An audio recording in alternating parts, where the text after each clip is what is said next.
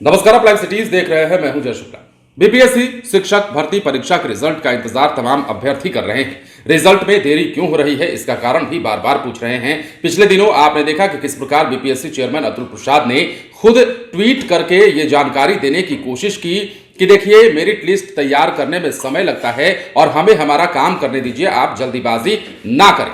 लेकिन एक तरफ और भी जानकारी निकलकर सामने आई है। इस जानकारी के माध्यम से आयोग ने यह बताने की कोशिश की है कि जो अभ्यर्थी जल्दीबाजी में हैं, जिन्हें लगता है कि रिजल्ट में जानबूझकर देरी की जा रही है या किसी कारणवश देरी हो रही है, तो वो इस बात को समझ सके कि देरी होने का कारण कुछ और है, बल्कि विभाग इसमें कुछ नहीं कर सकता है। अब देरी होने का कारण क्या है और किस प्रकार बीपीएससी के रिजल्ट को लेकर के, बीपीएससी शिक्षक भर्ती के रिजल्ट को लेकर के आयोग द्वारा और मीडिया रिपोर्ट्स में चल रही जानकारी सामने आई है, वो हम आपको बताते हैं क्या कुछ है। देखिए, बेसब्री से रिजल्ट का इंतजार है। आपको पता है जल्द ही इसका रिजल्ट घोषित भी कर दिया जाएगा।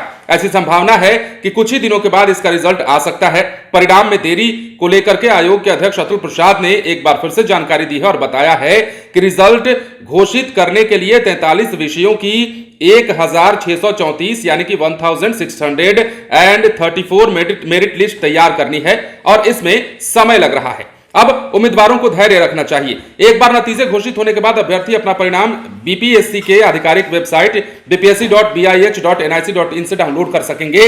अब इसके अलावा देरी क्यों हो रही है, जो मेन मसला है, जो मेन मुद्दा है, उस पर अगर हम बात करें कि आखिर रिजल्ट देने में आयोग की ओर से देरी क्यों की जा रही है। हालांकि बीच में कई सारे मसले आ गए थे। बीएड वालों का मसला जो सुप्रीम कोर्ट में चल रहा था, उसे भी लेकर सरकार ने एसएलपी दायर किया, फिर से सुनवाई भी हुई थी 13 तारीख को, लेकिन उसमें भी बहुत कुछ नहीं निकल पाया। लेकिन ऐसे में अब जो है, बीपीएससी अध्यक्ष ने बताया कि शिक्षक भर्ती परीक्षा के डॉक्यूमेंट वेरिफिकेशन के दौरान अभ्यर्थियों द्वारा प्रस्तुत किए गए दस्तावेज की स्क्रूटनी में पाया गया कि कई अभ्यर्थियों ने गलत प्रमाण पत्र जमा किया था और डीवी के दौरान सही प्रमाण पत्र प्रस्तुत नहीं किया था। इसके अलावा सीटीईटी के लंबित परिणामों और ओएमआर शीट में अभ्यर्थियों द्वारा की गई गलतियां, जैसे गलत रोल नंबर, गलत श्रृंखला, गलत विषय संयोजन के कारण भी परिणाम में देरी हो रही है। तो ये जानकारी जो है निकलकर सामने आई है। अब ये भी पता होना चाहिए आपको कि रिजल्ट के लिए 1634 यानी कि 1634 मेरिट लिस्ट बनाई जा रही है।